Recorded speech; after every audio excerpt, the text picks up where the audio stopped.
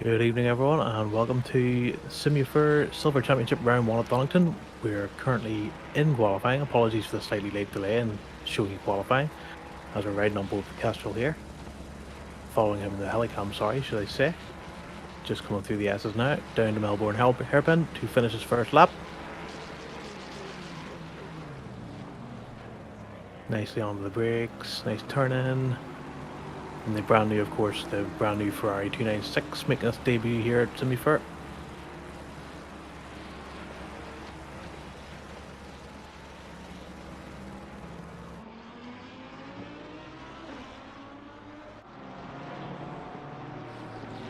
As we now right on board with Nate in the new Lamborghini, the Evo 2 version of the Huracan.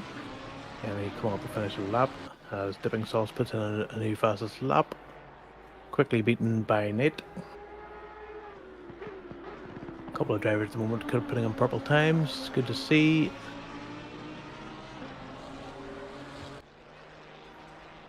Rochelle, yep, times are tumbling pretty quickly here.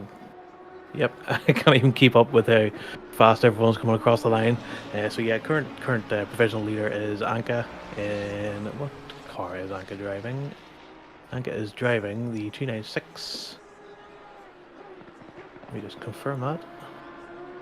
Yes.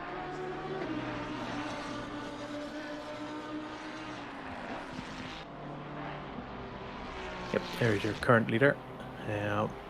Let's just have a look and see if I can find my mouse.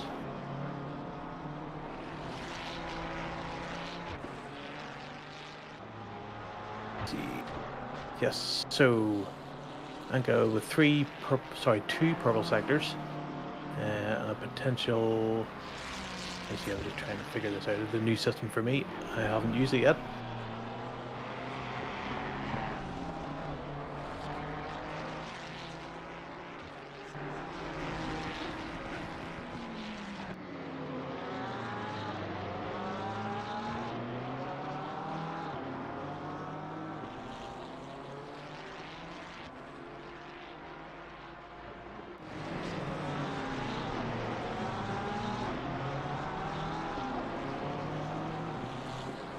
Okay, so Anka currently two purple sectors, come up to finish his second lap, and he doesn't improve.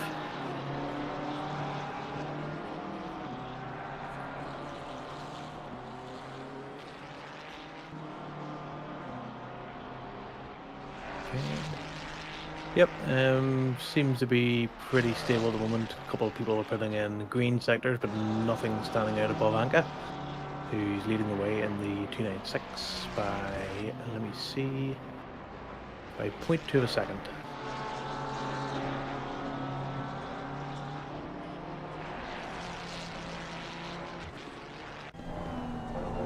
Anka's driving really well at the moment. So on board here with Nui coming down again to the S's. See, no massively good sectors, just improving on their own times. Through the S's nicely. Rochelle gets out of the way. Down to Melbourne Hairpin. Nice rotation on the car. A little bit of oversteer as we head up to Goddard's. This is a tricky corner off camber. Nice and early on the par, a little bit of oversteer again as we head over to the Wheatcroft Straight. And we put a lap in. Where do we go? We do not improve. Sorry, we do improve. No, we don't improve. We get two first and third sector, excuse me, are improvements, but the middle sector is a bit slow, so we don't actually improve overall.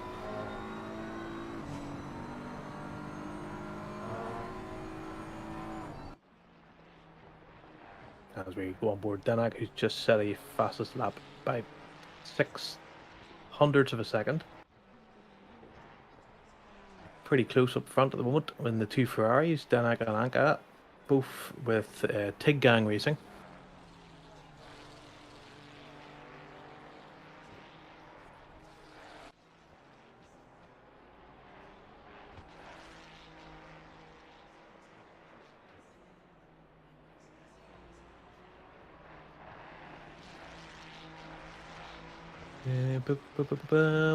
You'll have to bear with me. I'm just trying to run through things here.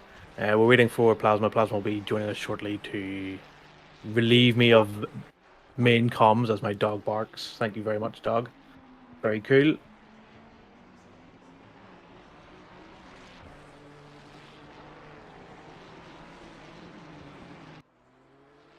Okay, so we're with Denac still. Again, down to the Melbourne hairpin.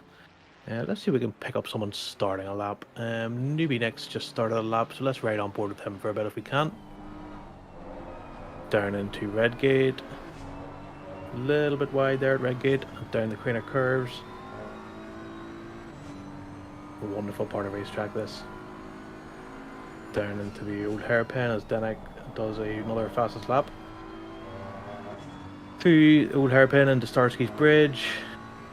Heading up towards McLean's, one of my favourite overtaking places. Hard on the brakes. A little bit wide on entry there, I think. You can tighten it up, take a bit of a midline through that corner. Up to Coppice, which is another hard corner to do. Slightly off camber and a blind entry. And you really want to ride the curb there. Unsettles the car a little bit, but it's definitely faster to do it that way. Down Starsky straight, heading toward the S's again. And we are currently not improving on our time with Newbie. Let's see. Kestrel, Purple Sector, Denax.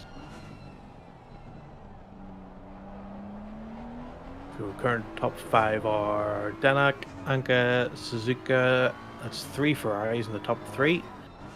Nick, Newbie in the BMW in 4th, and Kestrel in the Ferrari in the 5th. So Ferrari seems to be pretty dominant here. Top 6 actually are Ferraris. The next car after that is Blade Wolf in the Aston.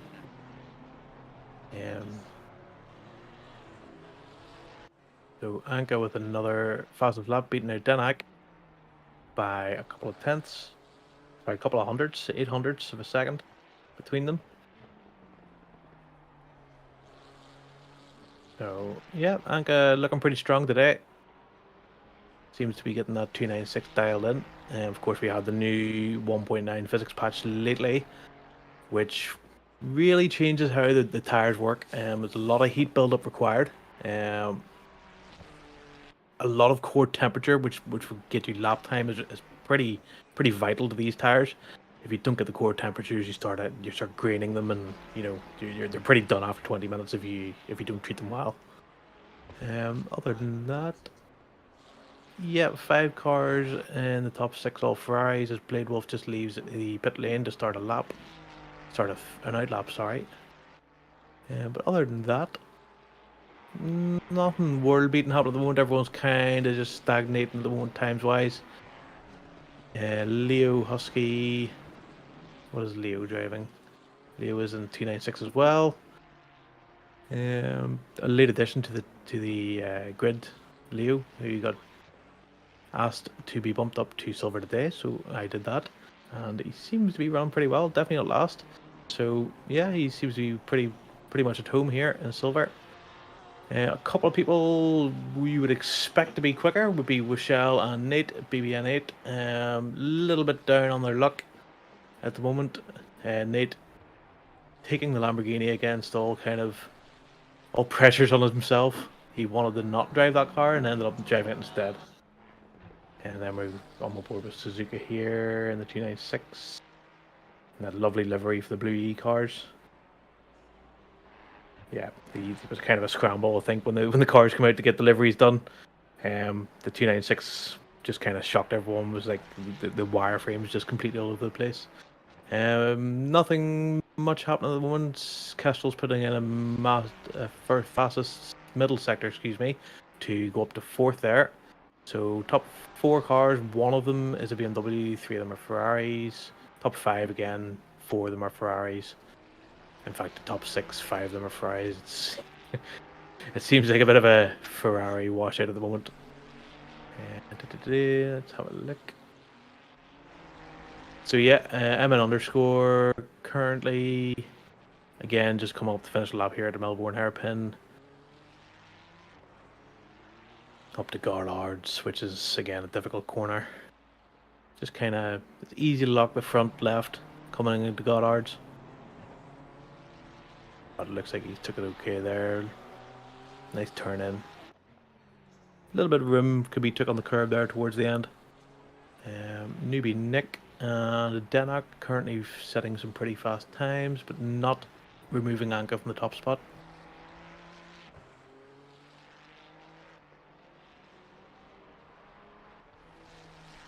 Seven minutes to go to qualifying. Everyone seems to be kind of heading back to the pits or just leaving the pits now with fresh tires.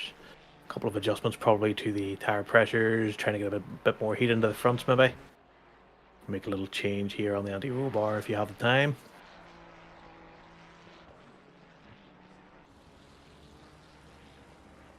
Denak through Coppice. Heading down the back straight, Starsky Straight to call it. Currently a fastest sector 2.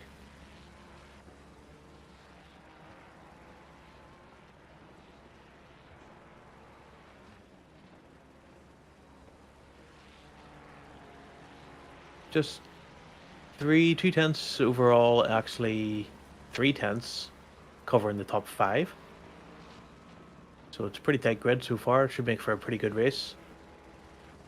Unfortunately, we only have 14 people in today. It's a little bit low. We do have a couple of people who couldn't make today, and that will hopefully be joining us next week to bump up that grid a little bit more. As Anka does, sorry, excuse me, MN underscore does not approve. Denak has a bit of an off.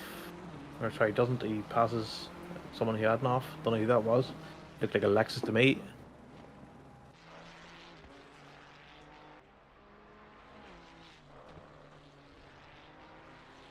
.296 is a great looking car. Driven a few of the road cars myself, and they're such a nice car to drive. Maybe I'll get to drive a GT3 one in real life one day.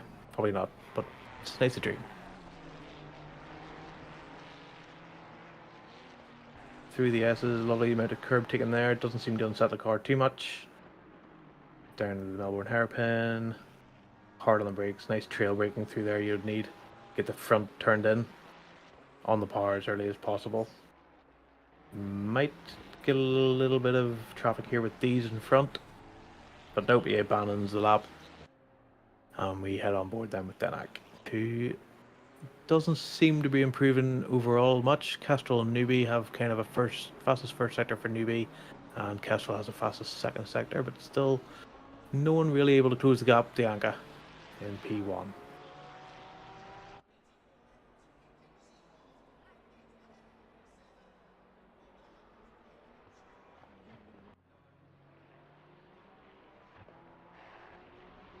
On board with Leeds here now. Lovely colour scheme on that Ferrari. Again, a lot of Ferraris. It seems to be quite a popular choice. It is quite connected. Seems a little slow on top speed, but it has a lot of downforce and a lot of mechanical grip. Seems to ride the curbs pretty well. New Porsche is a little bit of a hard car on the curbs. It still bounces around a lot, which we only have apparently 2 of, which of course is Rochelle and Luna. It's unlike them to take anything other than a Porsche. Hopefully they can do a little bit better. It looks like P9 for Rochelle, a little bit off the pace. Not too far, only 7/10, 8/10 off the pace. That's a couple of liters of fuel. Took out the tank. That's all that needs. As Luna then jumps up to the 11th past Deeds. On board with Anka again. Not too much of an improvement here. A little bit of quicker in sector 2, but nothing to shout home about. There they are. The laps are about to start. So yeah, if we could ride on board with Anka, we'll take a lap through and see if they can improve. Oh, they've just went a bit wide, so that might compromise the start of the lap. Down through Wheatcroft Street, excuse me, down to Redgate turn 1. Try and take as much of the pit lane here as you can. Run it nice and wide on the exit, taking as much curve as possible. Keep it nice and tight here through the entry of the Craners. Nice flick to the left, down the hill. Hard on the brakes and turn for Old Hairpin. A lot of curb, nice. A lot of curb on ice as well, through Starsky's Bridge. We head up to McLean's here. Nice middle of the road, yep, lovely. Nice turn in there on that Ferrari. Up to Coppice, let's see how he takes this one. A little bit wide on exit. Compromising the exit a little bit there. Can't get on the power quite as early as you want. Yeah, down to Old Hair, sorry, the S's, down to the S's. Let's see, that might have been invalidated, as it looked like a lot of curb to me. So only 2 minutes to go, just under 2 minutes, excuse me. Couple of cars out, couple of cars in the pits, 3 cars in the pits at the moment, so they're not going to get a lap in. Everyone, apart from Newbie, actually, Newbie's still putting in the fastest first sector, sorry, fastest first sector for Newbie, for 20.1.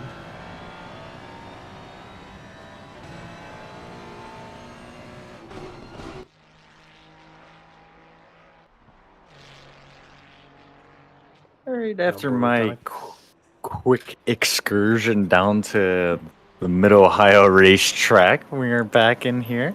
We're jumping on board with Denak, the leader of the Tig Gang racing team that is currently dominating the front of this qualifying session with only 1 minute left to go.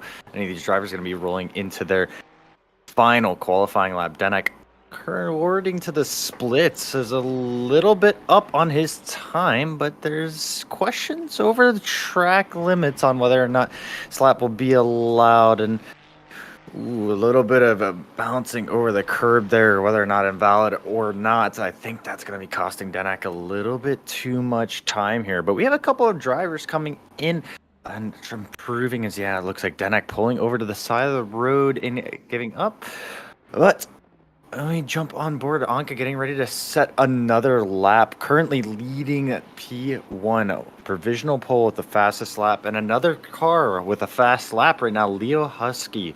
Currently 5/10 up on his time. I see Anka just try to make the dart to the line. Are they able to secure another lap? Don't think so. No, they have caught that checkered flag. Unfortunately, unable to improve or catch that lines. Suzuka coming in with a P5, unable to catch a faster lap as well. Leo Husky now coming through that final corner, taking that all black 296 to the line. Is it an improvement? Yes, but not an improvement enough to unsettle Wushel for that P9 position. How dare you? It's British Racing Green. Oh, well. Unfortunate for me, from the distance I have from my monitor, I can't see that, but I think that's a bit of heresy putting a British color on a Italian machine like that. So Anka ends up taking the pole position, just 800 in front of Denak, who is then 2/10 in front of Nick, and pretty tight between Nick and Castle with another 3/10 there, 4/10. Yeah, it's pretty tight. What do you think? It's going to be relatively tight. I mean, we've seen Denak's pace with the AmChamp last season, and Anka's just proven to be a viable opponent to Denak. But at the same time, you got to imagine they're probably in the same setup, the same strengths, same weaknesses. But looking across the timing tables, it's actually very interesting. Anka trailing Denak by a 10th in both the first and the second sector. But then coming in, Anka was able to secure a better third sector on their fastest lap, even though Denak has actually been able to hold the fastest third sector of the session. Very, very interesting spread looking at their times. It's certainly going to make for an interesting race once we transition over. We have to question, team orders can't really come into play this early if there's no one leading the championship. This is round one. So yeah. TGR is certainly going to be fighting over that number one driver supremacy early on. Yep, absolutely. Only 9/10 covering the top 10 drivers. That's pretty impressive, especially for new cars as well. It seems to be, the BOP seems to be a little bit nicer here. than maybe in other tracks. So jumping in our grid is going to be a TGR front row with Anka locking out the pole position, followed up by Denak just a few hundreds behind, unable to usurp that P1 position, but falling up lane 2, newbie Nick coming back into the championship with the BMW, the first non-Ferrari and the first Ferrari for quite a while, as they are going to be sharing lane 2 with Kestrel, and they're going to be very quickly followed up by Suzuka Shark, a lover of anything Ferrari and anything blue, and mix them together, and well, that's, I think, a Suzuka's dream. They're going to be sharing lane 3 with Blade Wolf. And you underscore one of our newer drivers filling in P7, sharing another lane with Dipping Sauce in that Lexus, a car that we have seen in ACC for quite a while, but seems 1.9 might be able to be making a resurgence here in the 1.9 update. Suspension changes seeming to really favor that car. Speaking of new cars, the P9 position goes to Wushel, the first Porsche of the season. And the leading Porsche with their partner Luna in P11, and they're sandwiching Leo in P10 in that British racing green. Mind me, I'm sorry to all of the Brits out there in P10. As we covered Luna in that 6th row, leading next to Deeds, who is going to be taking the Ferrari to that P12 position, followed up shortly by the BMW of Ores, is going to be filling out that 7th row, followed up by Nate, actually filling in that final spot, struggling in the Lamborghini. They've made it quite. They've been quite vocal about how much they struggled with this car. I've gotten a little bit of help trying to really iron things out, but that Lambo doesn't seem to be the easiest nut to crack. The pace is definitely there as people have been able to extract it, but it certainly doesn't seem to be the most driver-friendly car. Yeah, it seems like it hasn't really been helped by 1.9 as people expected it to be. But yeah, it's still kind of just a car that you need to really be on top of. The setup needs to be perfect. You need to be in the zone. The track needs to be nice temperatures. You know, it just seems to be a car that only works in specific conditions, as Nate seems to be finding out here at Donington today. Yeah, it's definitely a tricky one. Speaking of the Lambo, it's also the only car, as far as I know, with the engine maps controlling the engine braking. That can be a little bit tricky. The old Lambo, the Evo 1, it had an issue with rear locking, but it was still able to put the power down, able to drive itself out of the corner. But coming in, the new Lambo, it's a little bit more stable, a little bit more planted. It has a little more flexibility, but I think at the same time it has a higher skill floor to try to be able to get the pace out of that car. Otherwise, it doesn't really speak to you. I did a little bit of laps in it earlier in this week, actually, and it was not the easiest car to drive. I was actually struggling to match many of the times that our silver drivers have already put in there. So I can't imagine what Nate might be going through their head as they try to put this car through its paces. Yep. I think we're going to have a serious talk with Tig Gang Racing about their colors for their cars here, because I can't tell them apart. Oh, once again. We had this in Am Champ. We talked about it once again, the cars being the same. And I know I got yelled at for this because I did say that there was nothing to differentiate the cars. So we're going to have to look very closely and see I can see the mirrors. I can see different colored wing mirrors, but it's at a quick glance they look exactly the same. Oh, we need to differentiate the sun strips are a little bit of a brighter color for maybe Denag or Anka there. Actually, just a little bit of a difference. I think the sun strips are different. There's just little bit of trim. I think Denak's car was orange and Antka's car was white. If you take a look at the that'll front. that'll be the auxiliary lights. So maybe a little bit better to tell them apart at night. But yeah, during the day here it's a little bit yeah. There you go, white lights there for Anka. It looks like orange lights there for Tenak. Yeah, it looks like it would be the same on those wing mirrors as well as I can see the full orange. And certainly it blends in with the car a little bit more this season than it did last season, where they had some bright colors that stood out. They're quite nice to look at. But speaking of bright colors, you see Newbie Nick with that beautiful yellow on that BMW with a little bit of those tiger stripe accents. Honestly, probably one of my favorite cars on the grid for this season. But people really trying to stretch their creativity. The Ferrari, as you mentioned, starting to make a little bit of difficulties with that extremely complex wireframe. Yep, but very, very striking, that livery as they line up now, ready for the start. Hopefully we'll have a nice clean start here. I'll leave it to you then, Plasma, to run us through the first lap. Absolutely. So Tig Gang Racing once again locking out that front row 2x2, 7 rows deep as we roll through the final corner for the first time. The engines start to spool up as those turbos start to get spinning, and we're waiting for the green light to be shown.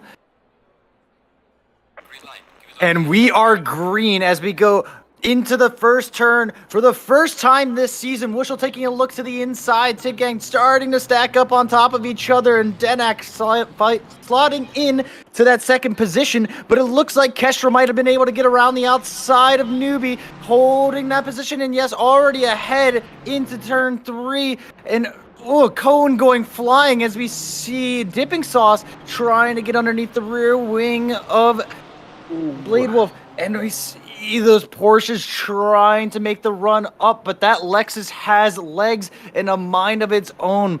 Dipping point right under the rear wing and further back down the grid. We have green on green as Leo's trying to get up underneath Luna there. So we roll into 8 for the first time. Hard to put down traction here. Cold tires, but the battle for P1 has started. Anka needing to defend to the inside of the chicane for the first time, but Denak able to hold the momentum on the outside there, and it's going to be Denak leading this first lap. That might have compromised it as Kestrel trying to take a look to the inside here as we go side by side. Low grip in this braking zone. Have to hold it very, very tight, and we have a little bit of contact as Kestrel goes a little deep. Anka trying to carry that momentum around the outside, and it looks like they're able to get the stick. Yes, filing back in one more time. As we complete the first lap, Denak leading with Anka P2, Kestrel P3, and Newbie following up this train. As we see Deeds pull off into the background there, he has a drive-through penalty for start procedure infringement. A little bit out of position there in the start by the looks of it. But yeah, that was a fantastic battle there between the two TGR cars. Maybe a little bit of team orders there from Denak. You never know. We'll certainly try and find that out for you. But yeah, these guys are really racing hard, and it's nice and clean at the moment. And it looks like we're going to jump back down the grid with MNU's trying to put pressure on Leo. Leo was earlier putting pressure on Luna, but the Ferraris down the order here starting to get to grips with things.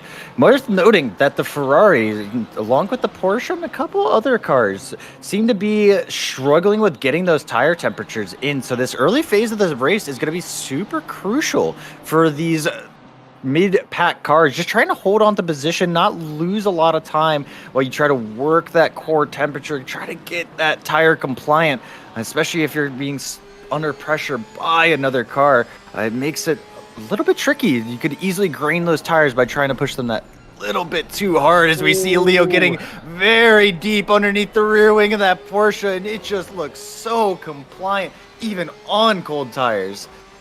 Yeah, I have to say, Leo, I think it might have been a last minute decision to join the grid today, and has really impressed me with just how on pace he's been with these guys. As we look at Newbie seems to be catching down Castle pretty quickly, or either that or Tig Gang are leaving Castle a little bit behind. Let's see how this lap pans out for Newbie here.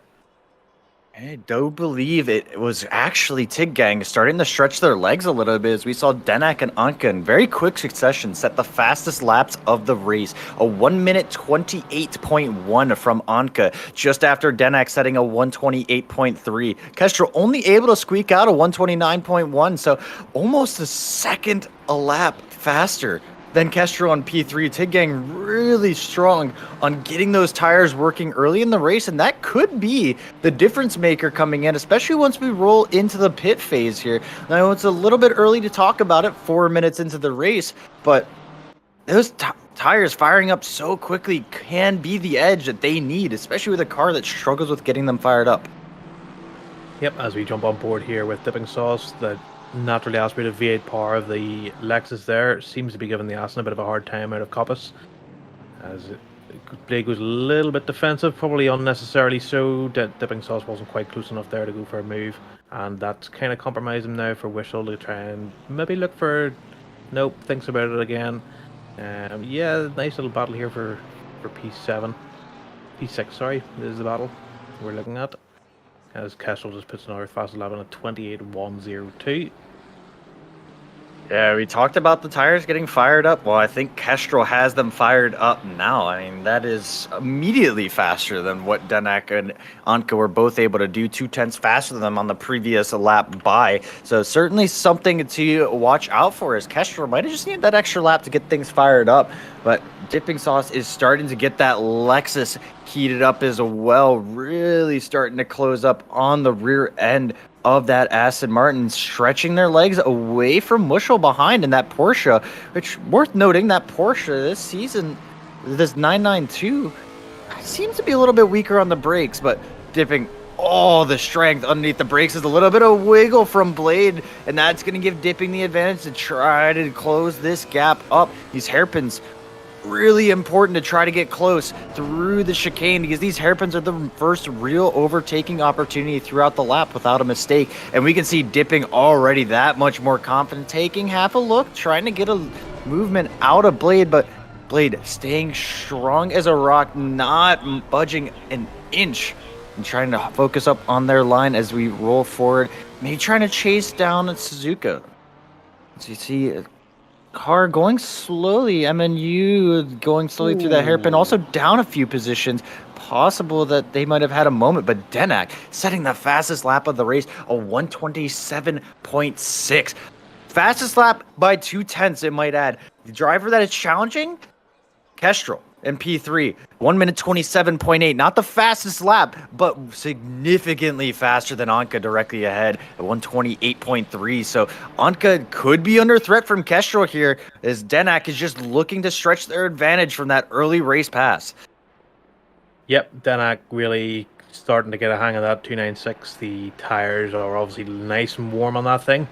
Maybe Anka's having a little bit of early graining to look at, and Kestrel's definitely been looking after those tires now. Leo here catching Luna. A little bit of a no-show there, but nothing really doing into Coppice. This is my favorite part of the race, is just trying to mind game the guy in front or the person in front. Just show them the nose, just make them think you're going to send it. That puts them offline. That gives you an opportunity to try and undercut them or go for the switchback. What do you think? I mean, if you ask me, I think Leo is going to be trying to make a move here. That Ferrari just looks so compliant. Coming through turn 8 there of Coppice, it really looked like the Ferrari just had such a massive advantage under traction. I would struggle to see Leo not make a move here very soon. Maybe just trying to play it safe and get into the rhythm, as they haven't raced around at many of these drivers for quite a while, but a little bit deep into the final corner. Leo able to collect it, but now under pressure directly behind is Nate, who's been struggling but able to pull it ahead up to P11. Nate might be looking for one more. It's a little bit deep. The Lamborghini is just washing wide, and you can see the compliance of the Ferrari that Leo's piloting, just carrying that speed down the Craner curves. And Nate now on the back foot, possibly under pressure from Orez. If old hairpin goes wrong, Orez going just a little bit deep and unable to take advantage. So we see a little bit of dirt kicked up, possibly from these drivers, stretching every little bit of track that they can get access to. Nate falling back, yes, just a little bit too much. Gap stretched out to now about a second. You're looking at about 3/10, 2/10 as we entered turn 1. So Leo really, really confident in the compliance of that car. Yeah, it got a bit exciting there, and then kind of fizzled out, unfortunately, as a couple of drivers making mistakes and opening them gaps up. As we see Dipping Sauce kind of putting Blade under a bit of pressure. Blade seems to be a bit more comfortable now than he was maybe a couple of laps ago. putting a bit of a squeeze on Suzuki there. Suzuka, excuse me. Suzuka, Guy? Is there multiple? maybe there. No, well, yeah, we're gonna have Suzuka racing on Suzuka next week. Surely but not going to be confusing. Not in the not slightest. not at all. Yeah, Suzuka maybe struggling a little bit with that Ferrari. As now they come under pressure from Blade and Dipping Sauce, and Wishel kind of hanging on to the back there. Hopefully they can come up and maybe make Dipping Sauce's life a little bit harder. Yeah, absolutely, but Dipping really seems to be strong in that Lexus as it is, fidgeting everywhere, but Dipping Sauce seems quite comfortable. They're just letting that car move around on them. Bear in mind, Dipping, historically a Jaguar driver, deciding to take the switch to the Lexus, finally going for an upgrade. It's about 7 years too late, but that's going to be 7 braking markers too deep as Dipping misses, going a little bit deep, trying to go around the outside of Blade maybe, but unable to make it work. But coming through Coppice, once again, the Lexus going to start to stretch its legs. But that Aston Martin just strong enough to keep them at bay as we watch this gap close up again. Once again, Dipping, look how compliant they are on the brakes, trying to get the run to the hairpin. Maybe taking half a look, but no, Blade is already taking that defensive line. So Dip's gonna open up the corner, could get a run as we see them try to straighten out early, get the traction, but that Lexus just not wanting to put that power down as Blade's gonna survive for yet another lap. Yep, and of course this all helps Suzuka just not worry about the cars behind. Dipping kind of doing half moves here or there. That Aston seems to be a little bit slower off the corners as it always has been with the turbo lag, the lovely big turbos on it, just taking a little while to spool up. And here comes Wishel, actually has cut the back of this track, back of this train, excuse me. And yeah, maybe a little bit, what's the word I'm looking for? Impatient there from Dipping Sauce to try and get past Blade. Quite possibly so. I think really looking at gaps, you probably want to be within 2/10 if you want to take a send at the hairpins. Because we saw that move earlier coming from Kestro and Anka. As Anka was even by the inside, or by the time they turned into the corner, the first hairpin coming into, I believe it's turn 10. But Anka was just able to get the momentum and carry it out through. It's such a tight hairpin that momentum's super, super important. And I don't think Dipping's really been in that range yet. It's just been a little bit too far, too late. Not much that you can get, but every single time we eke through the chicane here, it just gets closer and closer as it looked like Blade Wolf taking a very healthy chunk of curb and losing a few tenths actually to Suzuka, but I think Dipping had a poor chicane as well as they weren't able to close that gap at all. Yeah, they're gonna have to be a little bit careful with track limits. That chicane, that's one of the killers of your day. Will be taking 3 track limits there, and it's pretty easy to do. As we head on board now we're with on camera Leo Husky. Nate not having a terrible race. He seems to be doing a little bit better than he maybe thought he was going to do. He's sticking with Leo in the 296. So maybe he's just learning a little bit more about that Lamborghini, and maybe just putting a little bit of it to work. Absolutely, and I just want to take a mention once again to Kestrel, the fastest car on the track right now, only driver in the 27s presently. Both Danak and Anka have fizzled out to the very low 28s with a 1 and 3 respectively. Kestrel really starting to put that pressure in, but pressure is being absorbed right now by Leo. That Lamborghini of Nate, who previously our silver champion in previous seasons, now trying to take that dominance into the Silver Cup, but that Lamborghini proving to be quite a handful, and Nate's going to have their work cut out for them to really stretch their legs as they run through Coppice for the, I believe, 8th time now on lap 8, trying to pull underneath the rear wing of that Ferrari, but it just looks so easy to drive in the hands of Leo right now. Nate trying to get everything they can, but speaking of compliant, it is not compliant over the curves, and we could have Nate going for a move to the inside. The look has been made, but you need to go deep on the brakes, take away that line. Leo trying to go for the over-under, and contact is made with Nate's rear end, and that could be a little bit of damage put into the Lamborghini there. We don't know how any of these new cars handle with damage, so this can be uncharted territory. We're deep once again in 12. Nate trying to just avoid anything possible, and it looked like Oraz also following suit.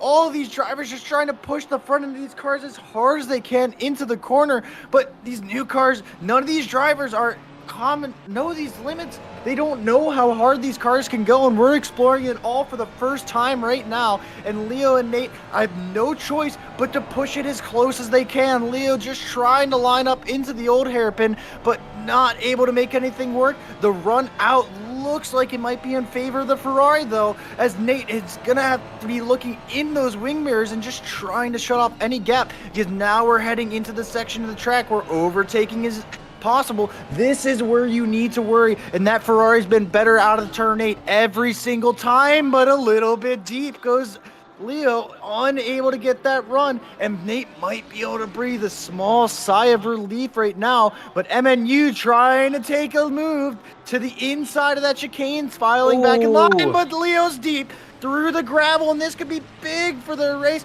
Orez trying to take advantage. Are they able to? No, I think Orez had a moment as well. Leo is going to be dropping way back, and this gap is going to open up to almost a second to MNU. 2 seconds even. And now Nate has a massive breath to breathe. Oh, blade down the inside of Luna at the final turn. And come on, was that for position or was that for defense? I don't know. Actually, I forget. That was for defense, excuse me. Blade Wolf seems to have lost a few places here. Dipping Sauce and Whistle have both got past Blade. So that's something happened there. Maybe a little bit of an incident that the chicane has just let Luna catch right up to the back of him. Absolutely, and we can see the Porsche's gotten actually a buff to its power too with this new 992 model. It's going to allow it to keep up with the Aston Martin, but it doesn't seem like it was enough to get the outside move going there. Luna just able to hang on to the back of that Aston just a little bit better than maybe the 9912 was able to, and we're going to see if Luna can use that to their advantage. Porsche, known for its traction, coming out of Coppice here, this could be the real advantage, especially with that Aston struggling with that turbo lag, and it looks like that's going to come true as Luna able to pull just a little bit closer the rear wing of that white or silver and blue Aston Martin, but too far for a move, maybe lining something up through the S's here, but no, I think that gap's going to stretch up just a little bit more. Aston just taking a little bit more curve there, and Luna's going to just have to settle back in, maybe follow some lines for a little bit, try to line up a move later in the race. Yeah, of course, we are in about 3.5 minutes. The pit lane is going to open, and we're going to see some pit stops here. I would imagine we'll see a couple of people struggling at the moment to come straight in and get new tires, but that probably won't be the best idea because they'll still have 40 minutes to go on that set of tires. What would you be planning to do here, Plasma? I mean, right now, very limited tire data many times, and you might, Kestrel going very wide, able to keep it going in that momentum. Actually might be an advantage, but likely a track cut. But coming back to your point, I think at this point, I would be trying to stretch things until I know I'm losing time. Very limited tire data, very limited running to add into my race prep. I would try to go until I see that delta is regularly going negative. Because right now, you just don't know. And the last thing you want to do is come in early for the pits, put on a set of tires, go 40 or take 40 minutes on that tire, but then it dies 25 minutes in. And then you're stuck on that tire for the next 15 minutes of the race, losing time the entire time. Now, if you can stretch that disadvantage out for the rest of the race, you know that you're going to lose a little bit of time in the early or in the late phase of your tire. Just accept that, okay, end of my stint, I'm going to lose a little bit of time here, but it's going to come back. Where all these other drivers might be panicking to get in the moment they see that delta is going negative, that you're going to get that back at the end of the race. Fuel loads are going to be a little bit lower, and you're going to really be able to eke out the advantage that most of these drivers are going to be missing at the last 10 minutes of the race. Yeah, I agree. Go until you can't go anymore, and then work at it from there.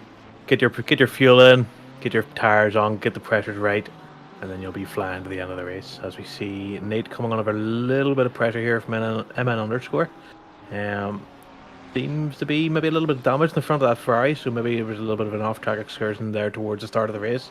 Has cost them a couple of so I think it was Nate and it was between Nate and MN underscore actually who got the little bit of damage.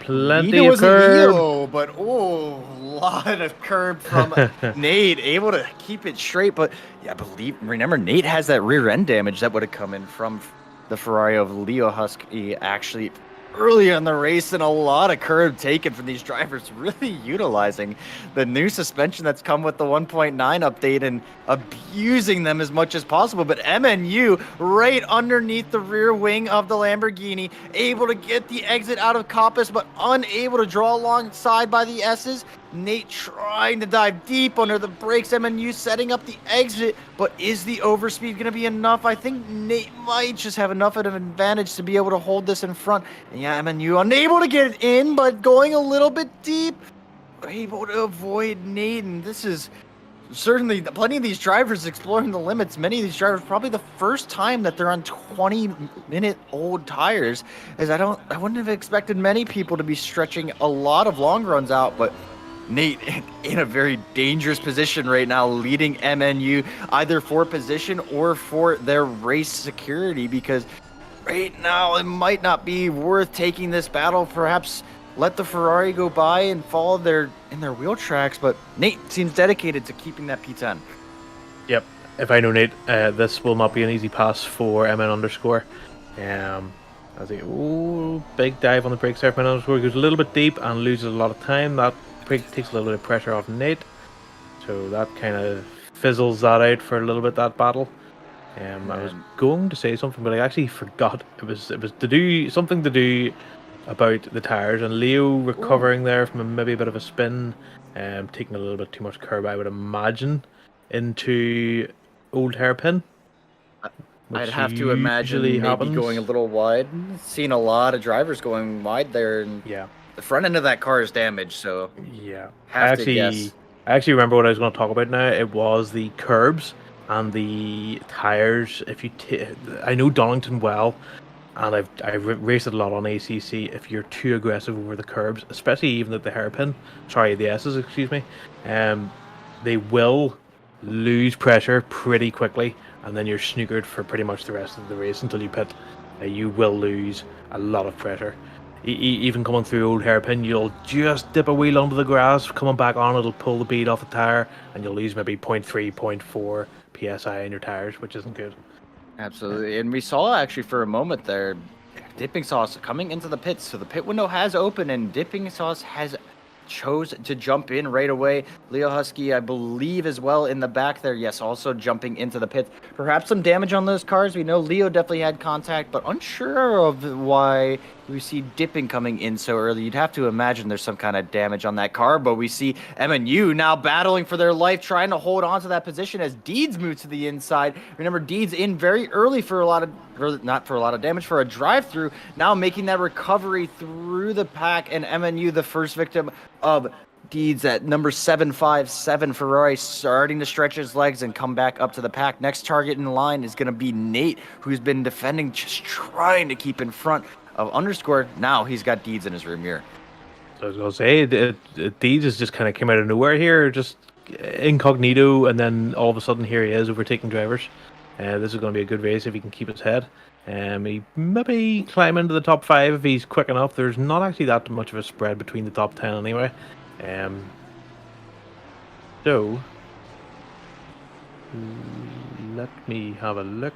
We're going to have a replay here of an incident.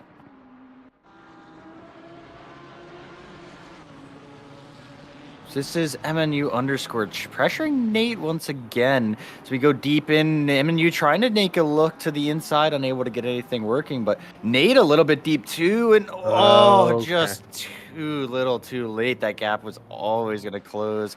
Nate's just surely going to be frustrated with that. It's going to possibly be even more rear damage to that Lamborghini. But MNU certainly taking the brunt of the damage there. Another hit on the front end of that Ferrari. A car which doesn't really struggle with the front end, but it's not the strongest car on the front end. The nose of that Ferrari, it does seem you have to be very patient, and I'm sure the damage is not going to be helping their case at all. Yeah, I agree. It looks like Denax pulled a 5-second lead over Annika. Other than that, the couple of drivers, the likes of Blade Wolf's recovered well from what we think was some kind of excursion, and is now 1 second to the good on Wishell. who has dropped from Suzuka a little bit, 4 seconds off there. So I'm wondering then, Dipping Sauce maybe just going to try and do an undercut here on these two, as they were behind, I believe, just Suzuka. So it could very well be an undercut, but that's going to be a long ways from there, as we see then Deeds closing up the Nate. Yeah, it's a couple of tenths again gained this lap, nice and hard on the brakes, plenty of time gained there. And another close call as he nearly gets rear-ended again. Nate seemingly struggling a little bit at Melbourne hairpin for slowing down and turning the car. Yeah, I can say from experience, from having driven that Lambo, that it is a pain, to say the least, to get it through the slow speed. It is a very, very strong car in the medium and high speed sections of the track, but through that low speed, especially very tight, the front end just doesn't seem to really work for the car. But Nate probably also struggling with that damage once again, maybe just keeping the car a little bit too tight, as Deeds is all over the rear end. We talked about the front of that Ferrari maybe being slightly weak, but that does not seem to matter for the 757, as they've just shooting up the rear end of that Lamborghini. The Evo 2 currently needs a third evolution just to try to keep up with Deeds' pace right now, and I think this is more of an inevitable move more than anything else, but Deeds has their work cut out for them because Nate has not made any type of easy effort, but as he looks for Newbie taking a look to the inside of 12, trying to get an overlap, unable to, but we're gonna look for the inside of 1. Anka is currently on the defense of the BMW, unable to dive, but Anka might be a little deep, compromising that run out. And I believe, no, it looks like they might have been able to secure that run out. Newbie having to settle in for another lap, but Newbie coming out of nowhere. Either that or Anka has completely dropped their pace. I was going to say that the car looked very lazy at turn 1 there, so probably some graining going on. Maybe they just haven't got quite on top of these tires yet, and we're going to see some drama now. Yeah, and I'm looking at lap times right now. We talked about possible graining phases. Well, Anka, last lap, even with a little bit of that battle, 1 minute 29.9. Newbie with a 129.1. Then looking back up to the head of the pack, we have Denak with a 128.5. So they're looking at over a second or almost a second a lap off on, so you kind of account for the fact that they're having a little bit of a battle there. I'm struggling to think that Anka's not struggling with that graining phase you mentioned earlier. And speaking of one of our other Ferraris, Kestrel has actually, I believe, pit coming in as they've dropped way down the order, and Anka's very deep. You have to imagine there's something going on with the grip of that car, because Newbie's looking for another move, coming around the outside in the 12. It's a very long off-camber corner, running Newbie out of road. Anka is just trying to hold it in, and into the pits they come. Those tires need to be shot. Anka is sacrificing everything they can to get in there, as Newbie's now going to inherit that P2, and you'd have to imagine, what is the strategy looking like now? Looking up ahead, Denak's now falling into the 29s. This could be a very dangerous phase of the race. Kestrel looking already at 28s, as they've been out on those tires for only 3 laps, I believe. So they're getting ready to possibly challenge the rest of this pack. And this undercut in these new tires, the new wear, could be extremely strong here, which is something we haven't seen in a very long time, outside of maybe the LFM Pro races, where we see drivers abusing the negative toe to the point they need to pit 3-4 times a race.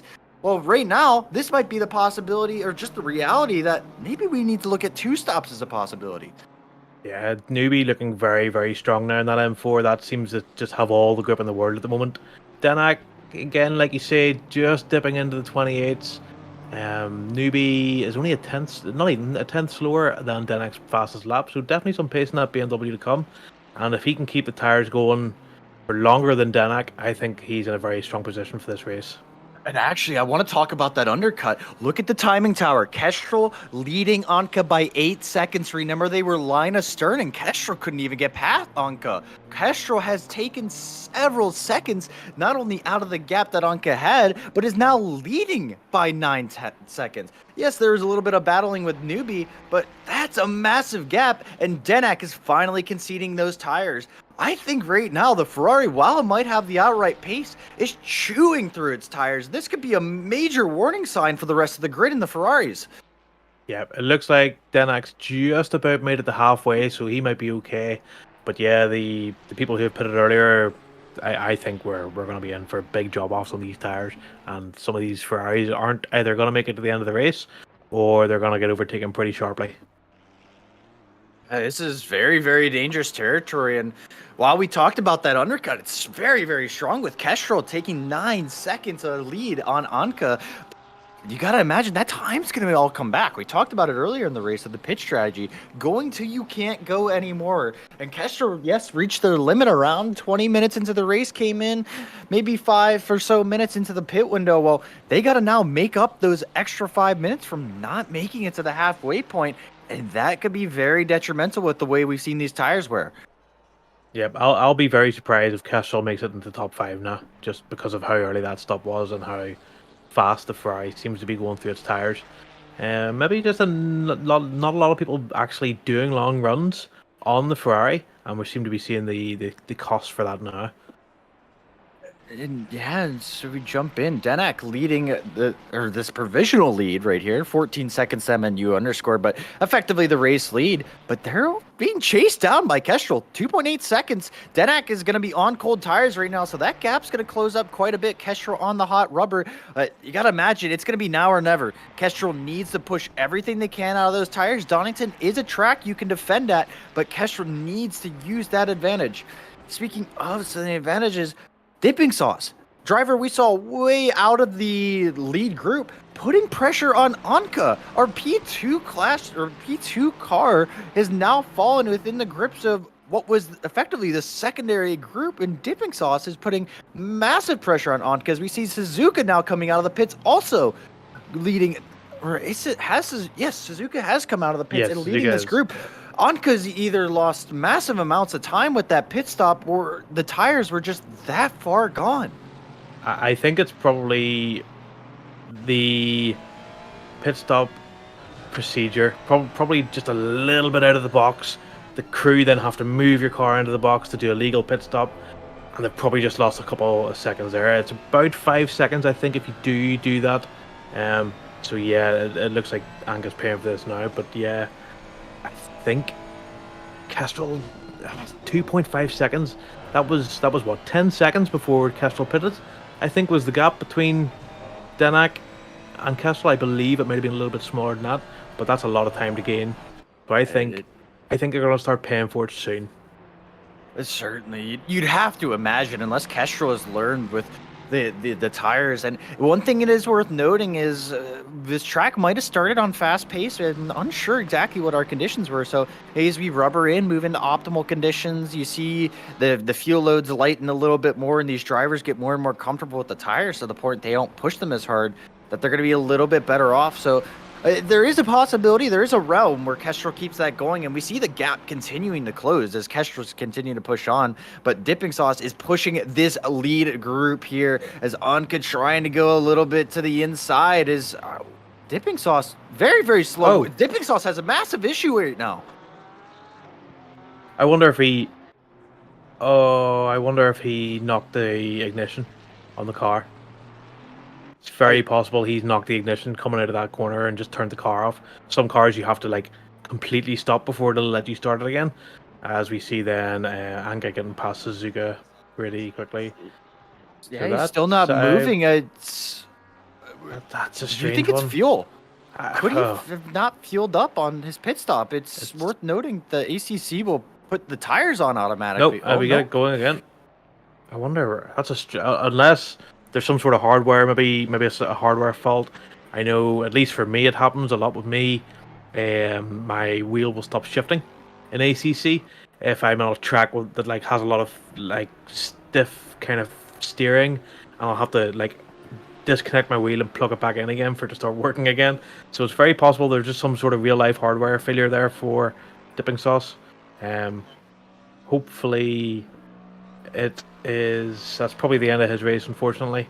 He'll probably not make too many positions up from there. Might get past Nate and MN underscore, but that's going to be a long race again.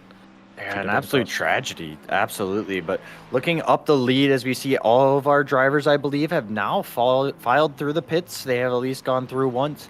Denak still leading the pack by 2.5 seconds. Your current overall race leader with 26 minutes to go. Kestrel filing with that P2 with that great undercut. And the amount of time they've made up in that pit phase has been massive. Actually able to match their time in this lap, even half a tenth faster. They're looking at 20 flats, 28 flats right now. This is qualifying pace right now, just a little bit off that our lead drivers are pulling in. And neither one of them seem to be budging. Kestrel seems to be really strong on those tires, and I think we might be looking at the fact that Kestrel learned what happened with those tires, what went wrong, and came in the moment the tires started going off, and has now adapted, started opening up that wheel a little bit more, maybe being a little bit nicer under traction. As Denak might have opened up a little bit of time here as those tires start firing up, but I'd have to wonder. Denak hasn't struggled with the tires. There's a good possibility that confidence builds up a little bit too much, and Denak rips apart these tires through the later part of the race. Yeah, it's also very possible that Kestrel might have had maybe too much pressure in the tires, maybe just not enough heat. Come to the pit stop, drop a few psi in the tires, get that heat into the tires, get them working, and then that's just give them the advantage they needed to close that gap to Denak and obviously take a few positions then from, I think it was Newbie and it was, excuse me, Anka as well. Anka obviously having a little bit of an issue probably in the pit stops, but yeah, Kestrel maybe getting a bit more of a handle on the tires here than Denak. Not faster that lap round, about half a second slower actually that lap round. Kestrel, as Denak just puts in a 27.9, but that was invalid. So a little bit of corner cutting might come into play here towards the end of the race. Oh, it's important to note Denak actually suffered from the corner cutting penalties in Hungaroring of the AmChamp last season, the season that they actually earned their promotion to this silver class, which they are now proving to be very strong in. But on the last lap of Hungaroring, the very first race of that championship came down to the wire, not just with Denak, but actually two drivers getting penalties right at the end. In that third place actually was the one that inherited the position. So not over till it's over, as we've seen it many times before, even going over to Zandvoort. We saw, I believe it was Czar run out of fuel on the final corner of the final lap. So a lot to play for, as we see Kestrel is starting to be real greedy on those curves, getting a little bit of time out of that Ferrari, a little bit of time out of that lead gap, but not too much.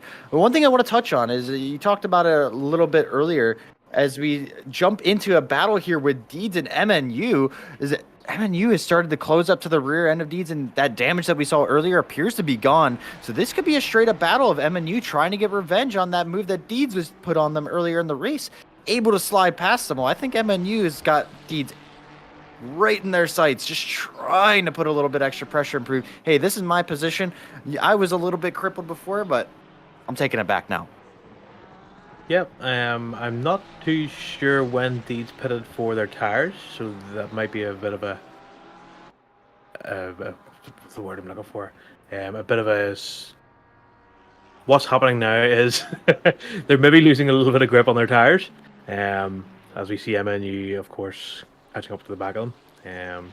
Yeah, stagnating a little bit to and fro. Deeds kind of dropped off a little bit. They were showing pretty good pace there before everyone else kind of took their pits and then had their tires changed. Yeah, that's an interesting battle to look at for sure. Interesting thing to note here, Deeds had actually taken a second pit stop because they came in once earlier for that penalty. So This is an extra pit stop. Deeds, I believe, actually pit around the halfway point there. It's only 7 minutes in on their stint, but actually MNU is a little bit younger on their tires, 6 minutes in on their stint. So not too long. The MNU might still be trying to get those tire pressures up. So it's going to be something to keep their eyes on. One thing I want to talk about as well is going to be the speed traps here. It's going to be very, very interesting looking across the grid is going through the order. Denak has a 234 in the speed traps. Kestrel a 235. Newbies at a 236. But going all the ways down the grid, we talked about that Lexus being a straight line machine, 239. 5 kilometers an hour faster. I know that Dipping has more or less lost their place in this race, but that Lexus, I mean, looking at future races, you got to imagine that's going to be bit of a bit of a moment to take in, a bit of good news, but MNU is trying to put the pressure on Deeds. I think those tires are just finally starting to get in their window as Deeds holding tight on that inside. MNU setting up to open up that exit. MNU taking a little bit too much curb, and I think that's going to push them back. Yes, it looks like Deeds able to get the run out, and that's going to be another lap stuck behind the 757, and MNU that heat's got to be building up inside of that helmet. And hopefully not a red mist ascending yet, but it's certainly, you got to imagine the frustration for MNU right now is just building, trying to get past Deeds right now as we jump into the final third of the race. 20 minutes to go just about now, and MNU has that Deeds locked in front of them. Dipping Sauce, driver we were just talking about a little bit earlier with that massive straight line advantage in that Lexus. Well, they're chasing down Nate, who's only got a 233 kilometer an hour speed trap. And this is the battle of fast and slow as Dipping Sauce is pushing that Lamborghini through the corners, but it looks like just can't get the same traction. That Lamborghini just a little bit better, but here the gap closes. Dipping Sauce once again pushing right up to the rear wing of that Lambo, all of the curb, and I think a little bit too much. Dipping catching some of that gravel, and that's going to bleed all the speed out of that front engine machine. And Nate having to settle once again, but struggling with the front end of the car, just unable to get it into the corner. And Dipping's going to try to roll it through as we now finally officially cross that 20-minute barrier. Pit window has closed. No drivers are going to be allowed in the pits aside from the serving penalties. So, no drivers would be allowed in the pits had they had not served. They're still able to come into the pits for penalties, any other refilling, but their mandatory pit stop cannot be served anymore. But I don't think that's much of an issue come to this point of the race. I do believe everyone has served theirs, and looking at my timing table, it does seem to be true. Dipping Sauce just falling back a little bit. I think that Lexus just really likes that high-speed aero section of the Craner curves down here, moving through 7 and 8 as well. Is a lot of curb taken by Dipping, dropping that rear left wheel and a little bit of a wiggle coming out, telling a lot of their exit speed as they try to chase down Nate once again, and a little bit deep. The rear's just all over the place on that Lexus. While might have the straight line advantage, it's a really hard job just trying to put that down. Yeah, just a little bit eager there from Dipping, just turns in a little bit too early, carrying too much speed. Car slides, heats up the tires. Now you've got really hot surface temperatures. The next corner, you're trying to cool them down. And, it's just a little bit mess. Oh, as we see Nate, it goes off and into the barrier. That's going to be a little bit of front damage there. That's unfortunate for Nate. Maybe just a little bit too much curb on the exit. And I kicked that car out. That's probably might be able to continue like that. Depends if the steering is okay. We'll find out in a couple of seconds when he passes the pits or not. Yeah, it's a tricky one. Free then position then for Dipping. It's certainly a tricky one. That Lambo is it's very tail happy once it comes around. It doesn't want to break traction, but then when it finally does, you're not going to get it stopped. It's a bit like the Porsche in that regard, but it seems almost a little less controllable in the Lambo, and I think just a little bit too much curb made it snap a little bit too hard, and Nate, unfortunately, the benefactor of some damage there and into the wall, front right corner. You'd have to imagine, if not steering damage, moderate front and right side damage. It's not gonna be beneficial at all. So MNU once again putting the pressure on Deeds, and MNU, you have to imagine the pressure coming from this battle here is going to reach a boiling point because they have just been stuck behind Deeds for the entire second half of this race, and Deeds might not have gotten the run that they want. MNU taking a look to the inside, but Deeds goes defensive as we roll into the first hairpin, trying to hook it around, maybe set up a cutback. MNU trying to put that power down. Deeds going to be a little bit weak on that tight line, but able to put it down just a little bit more effectively, and MNU might have to settle once again around the outside, setting to the inside. Deeds a little bit deep. MNU's trying to push that out of the final corner, a little bit of curb, a little bit of grass, and yes, we see MNU starting to fall back once again because of that. Deeds is really coping with this pressure well, because this has been going on for the entire second half of the race, and there hasn't been but a crack from Deeds. Just holding that Ferrari nice and steady, and I can't see any world where Deeds is going to be relinquishing this position in a hurry. Yeah, I was actually following on board myself with Deeds there on the rear wing before we cut to it, and MNU a little bit earlier on the brakes into the S's, and carried just a little bit more speed through it because of it, and then obviously down to then the Melbourne hairpin. I don't think I've ever seen a switchback work there. It's just too long of a corner, I think, to get a switchback working in that final hairpin. What do you think? Yeah, I think it would almost require a very hard battle. You need both drivers going extremely late on the brakes, and maybe going out as we see, a car out in the gravel, and that's dipping sauce again. Our Lexus, have to imagine you think that hardware issue snuck back up again. I mean, that's very, very far off the track, and you'd have to think we start to rejoin. Where is this at? I struggle to tell. Is this off of Coppice? It's just before Coppice, yeah. Just before Coppice. A very unusual spot. You have to imagine that they've pulled themselves over there, and that hardware issue possibly creeping back up again, and Dipping Sauce just having a nightmare of a race. We don't get hardware issues, we don't get mechanical issues often in sim racing, but when we do, it's often catastrophic. You don't get many gremlins where you're struggling with a little thing here and there. It's oftentimes that when it goes, and if you're lucky enough to get it back in, by all means, keep racing, but I don't think Dipping Sauce has that luxury today. Yeah, well, that's it. People complain about their hardware issues, but that's just racing. It's just a different type of failure. They experience them all the time in real racing. So Kestrel apparently is pitting. That might be coming back to bite them, that early pit stop. Do you think Kestrel's doing that two-stop we talked about earlier? The tire's burning a little bit more. We talked about maybe going through. Wait, no. Oh, they might. No, I wonder if they got a drive-through. They didn't get a drive-through. 46 drive-through cleared. They got a drive-through for track limits, I'm guessing. Oh my, yeah. And we talked about that. We saw how much curb that they were taking in the S's there, and I'd have to imagine that they caught that. Kestrel had been pushing the track limits quite a bit, and now they're getting pushed by Suzuka, who's going to have the warm tires. One thing to note, that Kestrel's going to be on slightly colder rubber now. Those pressures may be falling out of the window after that trip through the pit lane. You'd see a couple PSI drop out of those tires, and Suzuka's going to have the advantage here. Ferrari versus Ferrari, this is going to be a very, very tall order. Wishel has really caught Blade Wolf here. I wonder if Blade Wolf may be experiencing some tire woes as well, as we see Dipping still off track there in the background.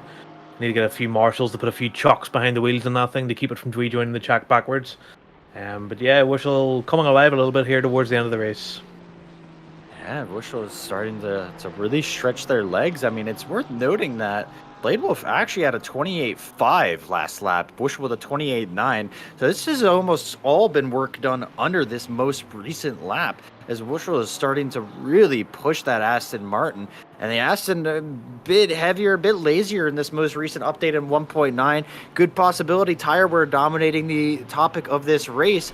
Possibility that Aston Martin has started to wear through its tires. As if I remember correctly, it's Blade Wolf's one of the oldest tires on the grid right now, and actually checking up on it, yes, 22 minutes on those tires for Blade Wolf. Wishel, 16.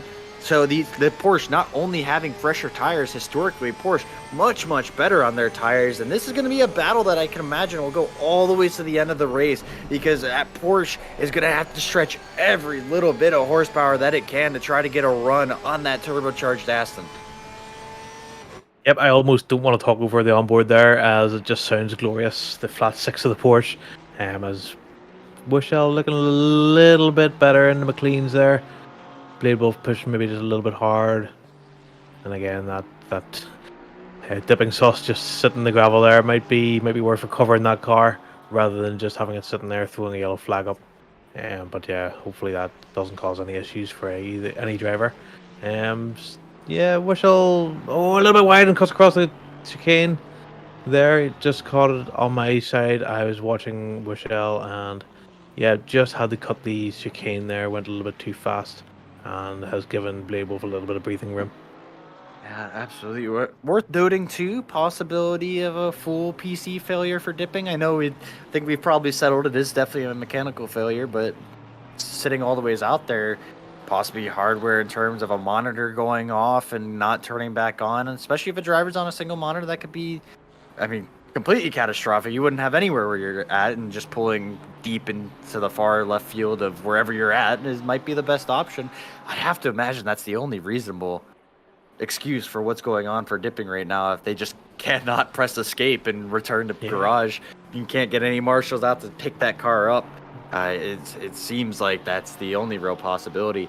But jumping in to the rest of the drivers, I do want to talk a little bit about what's going on throughout the grid in terms of lap times.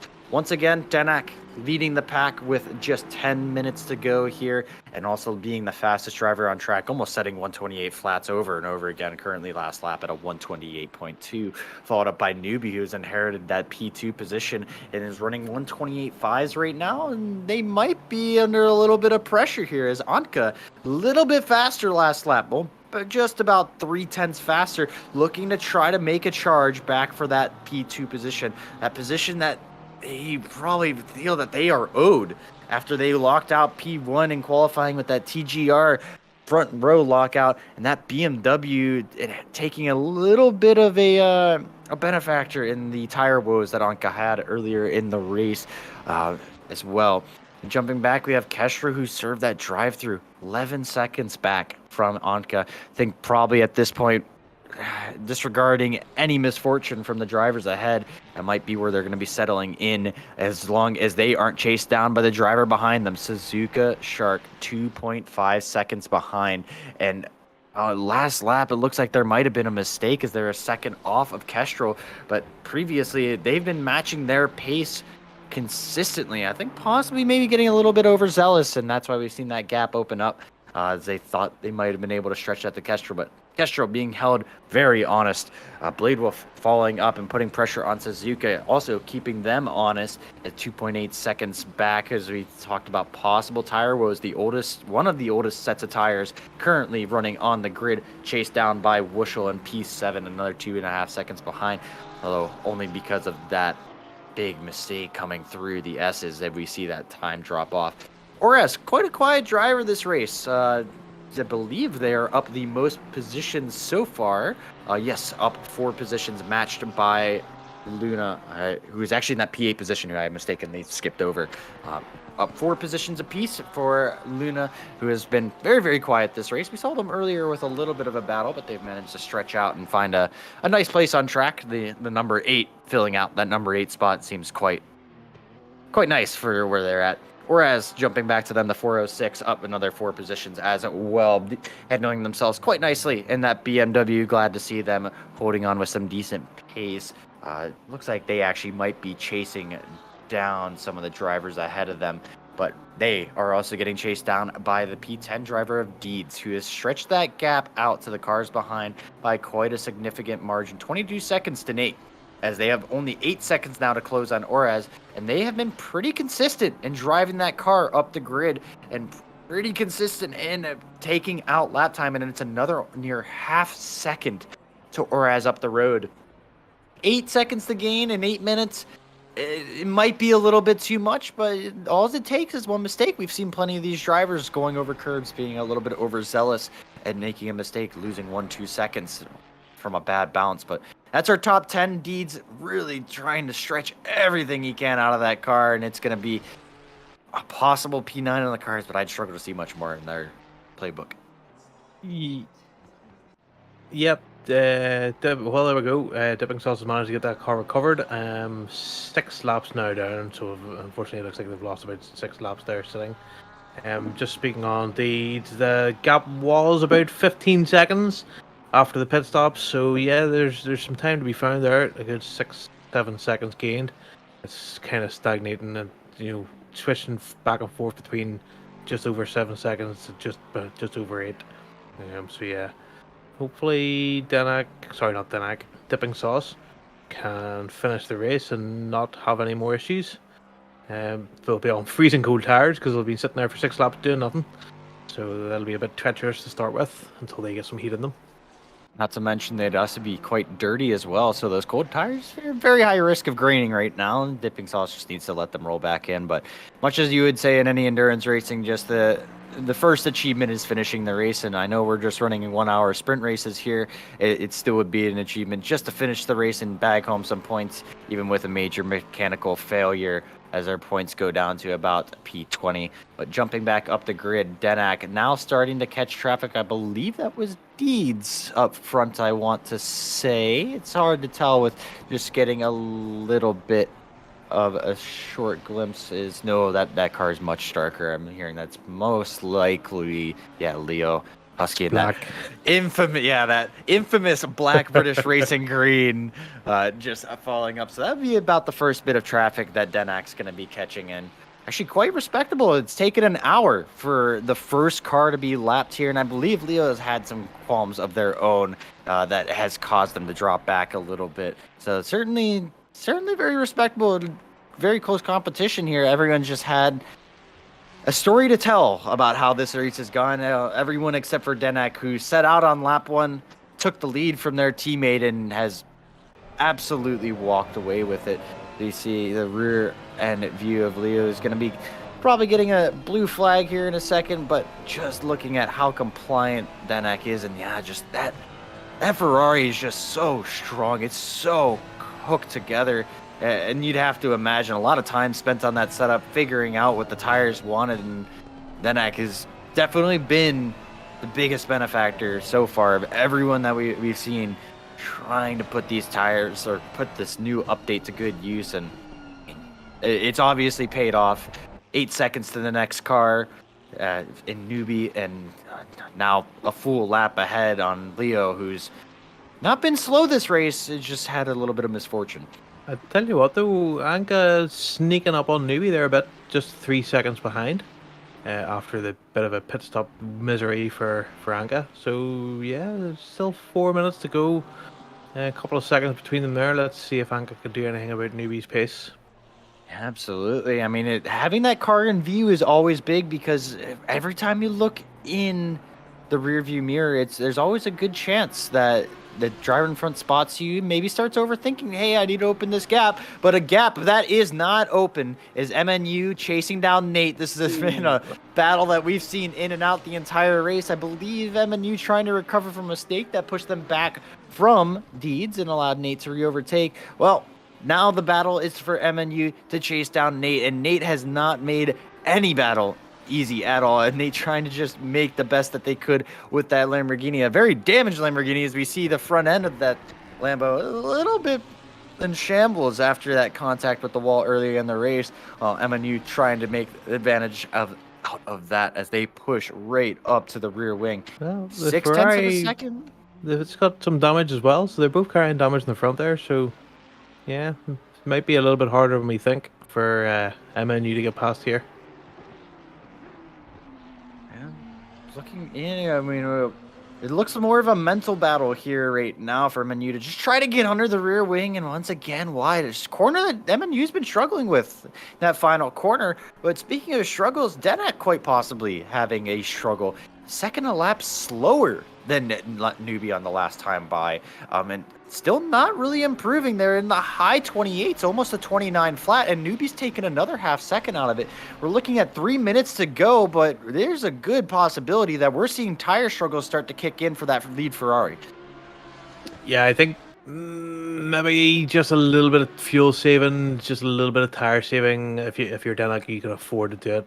Just a little bit of coasting, a little bit of different maps or something like that. Of course, the Ferrari doesn't have maps yet. They haven't actually patched them. But yeah, they could definitely be a little bit of fuel saving going on there. Maybe a little bit tight on fuel, or like we say, there could be a little bit of tire management going on.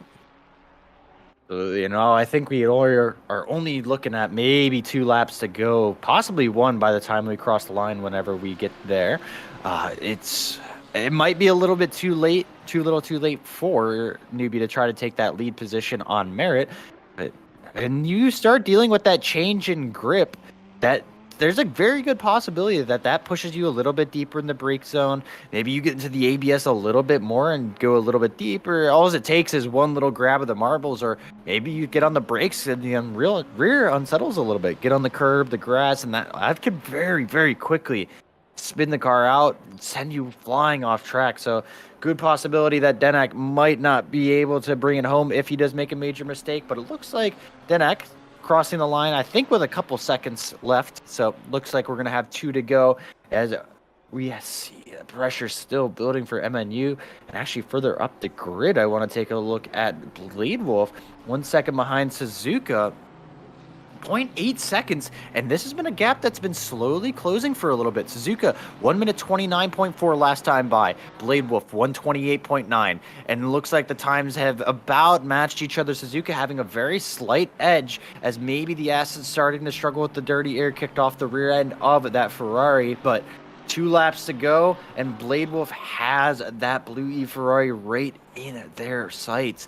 And you'd have to imagine that there's going to be a big send here, because it is definitely now or never. You have very little time left to go, and Blade's not going to have time to suss things out. It's going to have to be a full commitment move very soon. Absolutely. You don't want to show your hand when you've only got a lap to go. Just get up as close as you can and just choose your spot and go for it. It might end in disaster, but hopefully not. Hopefully these guys can sort it out between them and have a good race. Danak again, last lap was a 28.9, so yeah, definitely some pace lacking in that Ferrari at the moment. It's just about to come across the line now and start the final lap. So we'll see what kind of time that is again. 29.8. So another second there drop from Danak. So yeah, newbies catching pretty quickly. Danak seems to be maybe harboring some sort of issue there. Maybe the tires have completely went off the cliff. Yeah, I'd love to find out what's going on from these drivers. So possibly something we'll find out from them in post-race chatter in the coming week. But that's going to be very interesting coming into the season. Like we mentioned, a lot of these drivers, they're going to be going out into the unknown. But it looks like we lost Kestrel going through the pits again, and that's got to be another drive-through. 1 lap to go. There's no way it's anything else, and that's going to be not 1, not 2, but 3 positions drop for Kestrel, as they have another drive-through. Punished for more track limits penalties. And Kestrel, a driver passionate about their position, certainly going to be very unhappy with that. But MNU now finally into the S's for the final time. I believe, actually, no, one more time around for them. Is going to be taking that position from Nate. But in the background, you see that is Denak coming down into this first hairpin for the final time.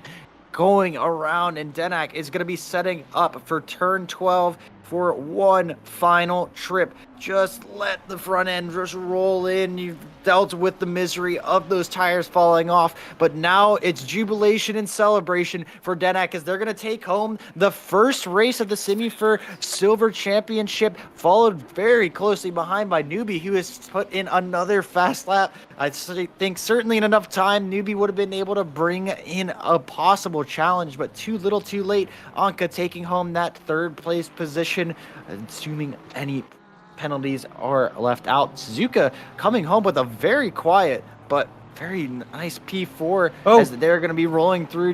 Just holding to the inside as they're going to be chased down by Blade Wolf, taking into that P5 position. Wushel falling home in 6th, and Kestrel with certainly an extremely frustrated set. Are they out of fuel?